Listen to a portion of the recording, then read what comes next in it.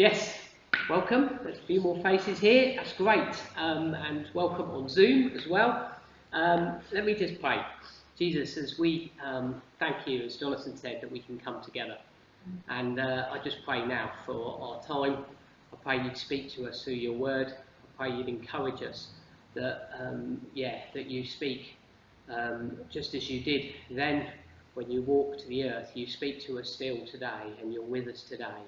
And thank you that your word is alive and active and can change us and transform us. And we just pray for that this afternoon. I pray with whatever I bring, that the stuff of me falls away, and what comes through is what you want to say to each one of us now. In your precious name. Amen. So we finished our series on the fruit of the Spirit, although we're going to sort of pick back up in September on that. We're going to sort of look at basically developing that and how we develop that in our lives. But what we're going to do is over the summer, we're going to do a little series on the sort of witnesses around us, the cloud of witnesses, and we're going to do a little series on that. But a few years ago now, we decided as a leadership that we would focus every year on at least doing some sort of set talks that we would do. And last year we spoke on the subject of money a couple of times, and we're going to speak on money again, and I'll come to why I think it's so important in a minute. So we're going to do a talk on money and possessions this week, and then we're doing one next week. Therese, who's doing next week's one, she sent me a document this week just with a bit of an outline, and the title of the document was Money Talks, and it got me thinking about that phrase. We use that phrase, money talks, to indicate that when you're not getting what you want in life, that you use a bit of cash to sweeten the deal, and it makes the difference. And I remember when I was in Egypt, that if we'd visit the old archaeological sites, and some of the places there were off limits, and because they were so fragile and so delicate, they'd be off limits. But some of the guides would indicate to us that if you just gave them a bit of extra cash, that they'd let you into those special treasured sites as well. You see, money talked. And last week I noticed it at the football. At the football, I saw so many celebrities there, the people with the right connections, the right bank balances, and they got tickets to Wembley. Money does talk, doesn't it? And the more I thought about this phrase, money talks, because money also, it talks because it actually says a lot about what we value. It says a lot about us, what's important to us.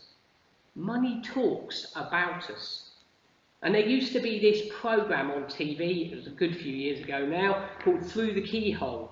And you got to look around a famous celebrity's house, and you had to guess from the stuff that they had in it who it was. So if you looked around my house, you might see an awful lot of Lego and a lot of books, far too many, Felicity thinks. But that says something about what the people in that house treasure. See, what we do with our money tells people, and it indicates to us what's important to us. It says a lot about our priorities, what is happening in our hearts. And Jesus, he understood this. He spoke more about money and possessions than he did about prayer. Jesus was always bringing spiritual stuff right back down to earth, because he said it's about what we do with our things, about how we live. And in our modern world, we tend to sort of compartmentalise our lives, but it wasn't the case with Jesus. For Jesus, your spiritual life was always rooted in how you treated others, how you used your money, your moods and your attitudes in everyday life. And he said it in Matthew 6:21. He said, "For where your treasure is, there your heart will also be." He knew when it comes down to it, what's in our heart is shown by what we treasure. But Jesus' teaching on money isn't like some sort of modern day financial advisor. He spends a lot of time when it comes to our money and stuff saying things like, don't worry about it so much. And as a homeless man himself, he said, foxes have dens and birds have nests, but the Son of Man has no place to lay his head. He encourages his followers to have a similar carefree attitude to possessions. In Luke 9, when he sends them out, he said, when Jesus had called the 12 together, he gave them power and authority to drive out demons and cure diseases. And he sent them out to proclaim the kingdom of God and to heal the sick. And he told them, take nothing for the journey, no staff, no bag, no bread, no money, no shirt. But Jesus knew we needed stuff. He was fully human. He needed food, clothes, shelter, just like us. But it's because it matters so much that it causes us so many problems. These things become our focus, all that we end up thinking about. We think of the ways that money sort of impacts on our lives. Which of these statements do you perhaps identify with? Stressing about money all of the time because I'm just about getting by, or I'm drowning in debt. Or stressing because I always feel like I need one more thing, even when the basics of today are taken care of. A crushing anxiety that I'm being overwhelmed with debt, so much so I can't face it. Living in comfort with little or no thoughts or how or where that stuff was produced. Worrying about the future. Will I have enough next month, next year, in 20 years' time? Insuring our lives against literally everything. An attempt to protect ourselves from every kind of disaster. Constantly upgrading. Upgrade my phone, upgrade my car, upgrade my house. Living from one holiday or experience to another, cramming as much as we can into this life. Or always comparing myself with others, measuring our value by what we have. Jesus talks about it because that is something that really does matter to us a lot. Jesus comes offering real, satisfying life to us. And part of that is putting money and stuff in its right place. Jesus says that in order to have him as king of our lives, we need to get that other stuff off the throne, the central place that it has in our hearts. And about worry, Jesus says, seek first the kingdom of God. Get your priorities right about what really matters, and the handling of money and other stuff will become easier. And last week, I quoted from Matthew 11, and one of the bits in that I quoted from, it says, Jesus says this, learn from me. And if we're serious about following Jesus, then we really need to wrestle with some of the things that he says about money and stuff. The early followers of Jesus, they understood this. James says this, for the love of money is the root of all kinds of evil. Money and the use of it is a big area for us to learn from Jesus. Let him teach us its true place in our lives. And perhaps before we switch off, because we kind of think our finances are all ticking along nicely, thank you very much. One thing that I noticed when I was studying what Jesus said on money last year was that he spends so little time discipling people with very little money about their need. He in fact praises them. What he does is his teachings on warnings are for those of us that are wealthy, those of us with enough to get by. Jesus would have us look carefully and prayerfully about this area of our life. And Jesus told parables, these little made-up stories to help make his central points. And today I'm going to just focus on one of the parables that he tells. And you can find it in Luke 12, 13 to 21. And I'll just read it. Someone in the crowd said to him, "Teacher, tell my brother to divide the inheritance with me." And Jesus said to him, "Man, who appointed me judge or arbiter between you?" And then he said to them, "Watch out. Be on your guard against all kinds of greed. Life does not consist in an abundance of possessions." And he told them this parable. The ground of a certain rich man yielded an abundant harvest. And he thought to himself, "What shall I do? I have no place to store my crops." And then he said, "This is what I'll do. I'll tear down my barns and I'll build bigger ones. And there I will store my surplus grain. And I'll say to myself, you have plenty of grain laid up for many years. Take life easy, eat, drink and be merry." But God said to him, "You fool, this very night your life will be demanded from you. Then who will get what you have prepared for yourself? This is how it will be with whoever stores up things for themselves, but is not rich towards God." And at this point, Jesus has gained a bit of a reputation as a miracle worker and a wise teacher. And we're told a few verses earlier to these ones that he's become so popular with the crowd that they're literally trampling over themselves to get near. One man has managed to elbow his way to the front, and he says to Jesus, "Teacher, tell my brother to divide my inheritance with me." And it was common in those days to go to these wise teachers in the community and seek out their wisdom and judgment in a situation to settle these disputes. But what I love how this man asks, "My brother's in the wrong, I'm right, so can you just tell him so?" He isn't asking Jesus to judge the situation. He just wants Jesus to agree with the judgment he's already pronounced. And I've experienced this, where people come for a chat with you about a decision they're making. And I've started to ask quite directly now, are you asking for my advice, or are you telling me what you've already decided? That's what's happening right here. This man's already decided that he is in the right. Jesus, I need you to okay that for me. And often I think I'm in danger of doing that with Jesus myself. Do I ask Jesus for his wisdom, or do I go with my view, expecting Jesus to sign off on it? Jesus warns the man, and he tells the parable to back it up. How many families lose sight of relationships in dividing up their inheritance? I read of one story of where this American businesswoman, she left $12 million to her dog. Her grandchildren went nuts. The dog was having death threats, so much so that they had to hire security to protect the dog, and they took the dog to court. Now, I'm not a dog lover, as many of you know, but a multi-millionaire dog, I might take that in. How quickly love of money breaks down relationships. Jesus came to heal them, heal relationships with God and with one another. And when we see what's really important, money and possessions finds its right place. The story that Jesus tells is a warning against greed, against money and possessions on the throne. But in many ways, actually, if you read that story, it seems quite reasonable. Here is this man, and he's already rich, and he finds himself blessed with even more than he needs. And he talks with himself. And this might have stood out to the people of the time when that story was spoken about, because community decisions were much more common. But this man doesn't seek advice from anyone. Perhaps he's pursuing in his pursuit of money, those relationships have all been burned along the way. But he says to himself, this is what I'll do.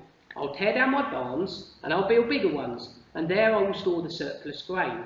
And I'll say to myself, you have plenty of grain laid up for many years. Take life easy, eat and drink and be merry.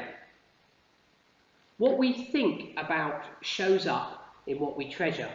He thinks, what I'll do, I will tear down, I will store, I'll say to myself, it's an I-centred world that man lives in. There's no mention of the workers that harvested his field. There's no mention of family or friends or neighbours, let alone God. This man's world centres in on himself. This is the dream sold out by so much of the world. Store up your wealth and have enough so life will be easy. Worry-free, work-free. It shows a key belief. The stuff is mine. I own it. So I decide what happens to it. And taking care of me is central. He's the king on his own throne. But that moment, God steps into the story. You fool. This very night, your life will be demanded from you. Then who will get what was prepared for yourself?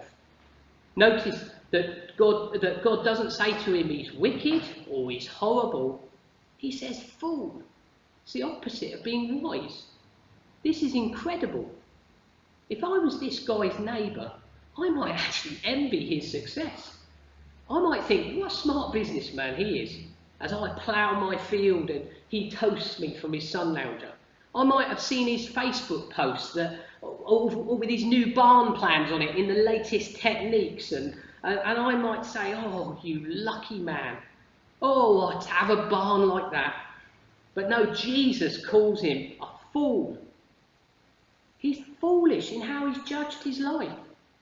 He's fallen for the lie that he owned the stuff that he had. He never understood that it was actually just passing through his hands. A gift given to him for a greater purpose. The stuff never really belonged to him at all. When an accountant to a multi-millionaire was asked by a friend, how much did he leave? His friend responded, he left it all. And we never see a removal van in the line of cars following a hearse. Even more shocking than that it was his money was 10p, was that his life itself was not truly his. When Jesus says this parable, he is talking about ultimate reality. Your life isn't your own. Your days are numbered. And for all of us, our life will be demanded from us. A reckoning will happen. God will call us to account. All this man's plans had gone in a moment. And we might see a person like this as rich and powerful and able to control their future. But let's be honest, if COVID's taught us anything, it's a bit of a wake-up call to how much control we really have. Life is precious, but it's fragile. In Psalm 144, it says this, Lord, what are human beings that you care for them, mere mortals that you think about them? They are like breath, their days are like fleeting shadow. This man had a wake-up call to his mortality. His life had a number of days to it. He paid no attention to this. And I'm realising as I get a bit older that the age takes its toll. The other week I knocked my knee and it's still causing me a bit of jip now. And I was talking to a relative who was grieving the loss of their mobility and some of their eyesight. The body wears out through age and sometimes it gets taken in an instant. And the older I get, the more I notice on the news, you see the sort of celebrities that die in their 50s or their 60s, and I think that's not far away from me. It's a reminder to all of us that we will die. And I'm a great procrastinator. I'll do that tomorrow, I'll put that off. But thinking about death, our death, helps us to focus on what really counts, what will really matter in the end. Stephen Covey, in his book, which was a popular book about 25 years ago or something, he wrote a book called 7 Habits of Highly Effective Living. And in it, he says, one of the things he says is live with the end in mind. And he writes this, to begin with the end in mind means to start with a clear understanding of your destination. It means to know that you're going so that you better understand where you are now and so that the steps you take are always in that right direction. And Jesus ends the parable with this key point. This is how it will be with whoever stores up things for themselves but is not rich towards God. Imagine Jesus looking at the man who's asked this question that prompted this story, and he says, when you're squabbling with your brother over the inheritance, where is God in that? Where does God feature in how we live? Do we think of him? What he will say about our lives? Jesus brings all of his teaching back to our relationship with God. Wisdom for Jesus is living with God at the centre, on the throne. If God made you, then surely his thoughts about your purpose and the meaning are the most important ones. And most of us spend quite a lot of time worrying about what other people think of us. How much time do we spend thinking about what our Maker thinks of us? Proverbs 9:10 says this, the beginning of wisdom is fear of the Lord. But what does it mean when Jesus says, be rich toward God then? God can't be short cash, can he? Richness towards God is ordering our lives around what's important to him. Justice, mercy, generosity, compassion, worship of him and loving others. He promises that those that use their money, their stuff, their lives in this way, they invest in treasures that go on into eternity. In Proverbs 19:17 it says, whoever is kind to the poor lends to the Lord, and he will reward them for what they have done. And in Matthew 25, Jesus says that how we deal with the poor and the needy is how we actually deal with him. This isn't about doing God a favour. Jesus gives us wisdom here to live with the right view of reality. Our life isn't our own. It's been given to us, along with all the stuff that passes through our hands on the way. God, our creator, will call us to account for how we use our lives. Nobody thinks it's a strange thing were my employer to ask me to turn up to work on Monday morning. They pay me. It's a reasonable thing for them to expect me to turn up for my job. My job is to help families, and my employer holds me to account for doing that. And if I don't do it right, if I make a mess of it, they've got every right to pull me up on that. That God expects us to use what he's given us, how he'd like it used, is absolutely right and fair. In Psalm 24 verse 1 it says, "The earth is the Lord's and everything in it, the world and all its people belong to him." Being rich towards God is being wise in how you live your life.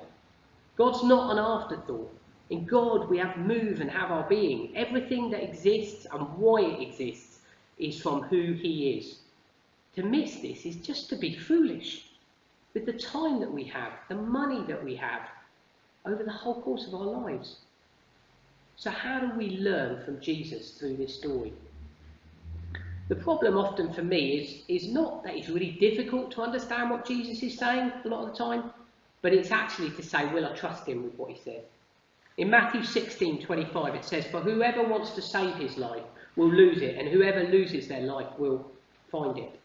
Jesus says life with God is life with a God that cares and loves us is only found in him. And although we've made messes of our life, God sends his Son to bring us back to him, to show us the extent of his love and concern. He restores us to our true purposes for what we've been created for. And this purpose is lived out in the everyday actions and decisions that we have around relationships, what we do with money and stuff. And we can easily drift from this. The flow of the culture around us can easily sweep us along unless our lives are anchored in Jesus, in who he really is. In all the difficulties that I've heard of people coming to seek help over the years, I've never actually heard anyone say, "Well, my problem, Steve," or to whoever, "My problem is greed." We're easily blinded to the power and influence of money and possessions in a world that puts it firmly on the throne. And in the last 5 minutes, here's just 2 points to consider. Who then is in the driving seat when it comes to our finances? It's pretty clear from this parable that Jesus is warning us, and especially us of us that have lots, to carefully look at our lives. He reminds us that all that we have, including our lives, are loaned to him. We'll have to give an account for what we've been lent. Jesus reminds us that we are and what we've been given is there for a bigger purpose. God's given us a number of days, a certain amount of things, resources, talents. He invites us to let him be in the driving seat as the best way to enjoy the ride. But so often with our lives, we choose otherwise. Firstly, I think it could be that no one's driving. I mean by that, we live our lives, they're just passing us by. We drift through life and we distract ourselves with the stuff that we have. I remember living like that in my early 20s, just buying stuff with money because I was bored and I just wanted to fill the emptiness. We forget that we've been given this precious life and all the stuff in it for some greater purpose. We just let money fritter away through our hands, much like everything else. Jesus reminds us that we're made for more than that. Or it could be that fear or envy is in the driving seat. We fear that we don't have enough, or we are overwhelmed and our finances are in a mess. Or we trust in our insurance or our savings accounts. We tell ourselves we're not, but when was the last time that I really stepped out in faith in what God had given me? Or we constantly compare ourselves with what others have or hope for the next thing. We feel dissatisfied. We lack thankfulness for the things that we have right now. Or is God driving? How will I know that? Do I regularly give that area of my life over to Jesus? Am I in the habit of gratitude and generosity to others? Do I think more about giving or gaining money? When did I last lay out my finances before God and say, "What's your plan here?" When did I seek God to depend on him to meet my needs? As Jonathan just read, do we know we were bought at a price by Jesus' blood? Are we a faith-filled community with our finances, or are we fear-filled? We can see the effects of fear on a community. Anyone remember trying to get one of these fellas last year? It's Powerful, isn't it, what fear does in a community? In such a short space of time. Stockpiling. Jesus calls us to a radically different approach to life. A life of faith, of trusting him every day of our lives, right until our last day. And I meet a lot of people that say, yeah, tomorrow I'll do that. But if we're really honest with ourselves, doing it tomorrow is more often than not a decision to say, I'm not going to do anything today. One day there won't be a tomorrow. The life of faith starts today. It starts with inviting God into the driving seat. And we'll have to make room for him. We'll have to say goodbye to fear and envy. They've got to go. Take steps in being more generous, of letting go. Most of us underestimate the day of small things. We start somewhere, however small. Develop a habit of generosity with what you've been given. Don't wait until tomorrow. Take the journey with others. A couple of years ago, I went through my finances with a trusted Christian friend. And it felt a little bit vulnerable doing it, to be honest, to explain the decisions that we made as a family. But it did help, and it helps us stop being naive to the pull of the culture around us. So let's ask ourselves, who is in the driving seat? And this is the second point, don't be tempted to turn this into a guilt trip for yourself. This story it's about being wise or being foolish. Jesus wants us to be free from being slaves to all the things that money and stuff can so easily be to us. There's joy in giving. He who refreshes others will be refreshed. Remember this, it says in 2 Corinthians, remember this, whoever sows sparingly will also reap sparingly. Whoever sows generously, though, will also reap generously. Each of you should give what you have decided in your heart to give, not reluctantly or under compulsion, for God loves a cheerful giver. God doesn't need our money. He doesn't need us, but he wants us, and he wants our hearts, and everything that our hearts treasure, because he knows what's for our best. Carefree assurance that God loves us, cares for us, will provide for our needs. Does that mean we don't go through some difficult times? I think God uses this area of our lives often to teach us how trustworthy he can be.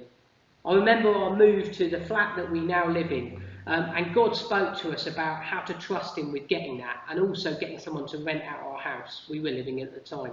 It was a few weeks of waiting on God to act, but it gave me confidence that God will provide. But God doesn't just care for us, he cares for others. And he wants us to show our love for him through being generous to other people. There's a film some many people will have watched, Schindler's List, and it's about a German businessman, Oskar Schindler, and he's caught up manufacturing for the Nazi war machine in World War II. And he's an opportunistic businessman. He starts out that way, and he lives a rich and carefree lifestyle. And he starts using Jews in his factory. And over the war, he sort of develops this increasing compassion for their plight. And using his connections and his resources, he begins to help rescue these Jews from the concentration camps. He starts spending more and more of his resources as his heart of compassion grows. And increasingly, he takes more and more risks, and he spends more of his money to save people. And as he reaches the end of the war, there's a scene at the end of the film where he's trying to organise the rescue of as many of these Jews as he can, getting them on the list that will literally save them from death. And it's a moment when he realises that the lives of these people depended on him, and he could have done more. When he looks around and he sees their faces, he reflects on the wealth that had passed through his hands. He wasted so much on the things that now no longer seem that important. Could he have saved more? And in the end, what really matters will show itself. What was wasted and what will last. And as Jesus says, the true value of life is not found in the abundance of things. So let's start with the end in mind. Jesus says, learn from me, find life, invest what you've been given in one place that is beyond death, life for eternity with the risen Jesus. So I'll finish with these two. One is one that Jesus says, and one is written by a man called Paul. He says this in Matthew 6. Don't store up treasures here on earth, where moths eat eat them and rust destroys them, and where thieves break in and steal. Store your treasures in heaven, where moss and rust cannot destroy, and thieves do not break in and steal. Wherever your treasure is, there is the desires of your heart will also be. And in 2 Corinthians 4, Paul writes this, he says, so we don't look at the troubles we see now, rather we fix our gaze on the things that cannot be seen. For the things we see now will soon be gone, but the things we cannot see will last forever.